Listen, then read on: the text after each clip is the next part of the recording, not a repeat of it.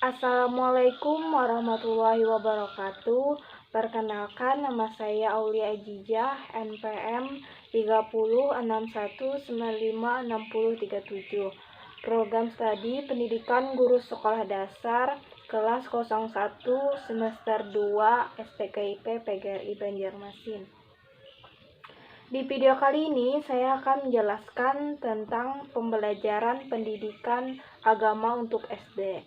Dan di sini saya mengambil pembelajaran agama untuk SD kelas 2 yang bertema kisah Nabi Muhammad SAW. Yang pertama, keadaan bangsa Arab sebelum kenabian. Agama yang dianut oleh mayoritas bangsa Arab pada waktu itu adalah animisme atau menyembah berhala. Ada beberapa berhala sesembahan mereka yang terkenal. Yang pertama Lata, yang kedua Uzza, yang ketiga Manat, dan yang keempat Hubal. Namun ada juga bangsa Arab yang memeluk agama Yahudi, Nasrani, dan Majusi. Dan hanya beberapa individu saja yang jumlahnya sedikit yang masih berpegang teguh pada agama yang hanif, yaitu agama Nabi Ibrahim alaihissalam. Bahkan sebelum kedatangan Islam, Mekah merupakan salah satu kota perniagaan terbesar di Jazirah Arab. Sebagaimana diketahui bahwa dijumpai kebudayaan yang sangat maju di beberapa tempat. Namun sayang, dalam kehidupan sosial mereka sangat buruk. Kezaliman telah menyebar kemana-mana. Tidak ada perlakuan yang baik terhadap kaum yang lemah. Dari perempuan dikubur hidup-hidup. Kaum perempuan kehormatannya dirusak. Mereka memiliki banyak istri tanpa batas. Perzinahan, perjudian, serta perbudakan merajalela.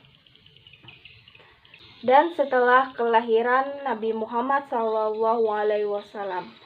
Nabi Muhammad SAW adalah anak dari Abdullah bin Abdul Muthalib bin Hashim bin Abdi Manaf bin Qusay bin Kilab. Ibunya bernama Aminah binti Wahab bin Abdi Manaf bin Zuhra bin Kilab. Kedua orang tuanya itu berasal dari suku Quraisy yang terpandang dan mulia. Nabi Muhammad SAW lahir di kota Mekah pada hari Senin tanggal 12 Rabiul Awal tahun Gajah. Dinamakan tahun Gajah karena pada saat itu pasukan bergajah yang dipimpin oleh Gubernur Yaman Abrahah ingin menghancurkan Ka'bah. Ayah beliau bernama Abdullah bin Abdul Muthalib wafat ketika Rasulullah masih berada dalam kandungannya atau sebelum kelahiran Nabi Muhammad SAW. Dan pada usia 6 tahun ibunya pun meninggal dunia. Kemudian Rasulullah SAW diasuh oleh kakeknya selama 2 tahun. Dan saat beliau berusia 8 tahun, kakeknya meninggal dunia juga. Dan beliau diasuh oleh pamannya, yaitu Abu Talib. Pada saat 12 tahun, Rasulullah SAW dibawa berniaga oleh pamannya yang bernama Abdul Talib bersama kafilah dagang ke negeri Syam. Pada tahun ke-14 dari kelahirannya, Rasulullah ikut pada perang Fijar yang terjadi pada suatu tempat di antara Nakhlah dan Taif. Dan pada usia 25 tahun, Rasulullah SAW dipercaya membawa barang perniagaan milik Khadijah binti Khuwailid untuk diperdagangkan ke negeri Syam.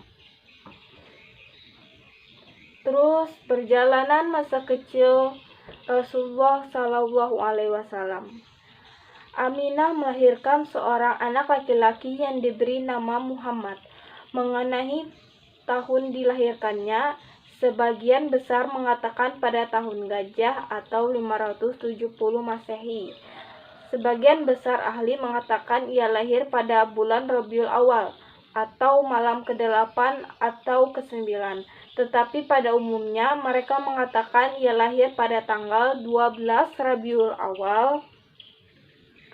Muhammad lahir pada bulan Agustus 570 yakni tahun gajah, dan bahwa dia dilahirkan di Mekah di rumah kakeknya Abdul Muthalib.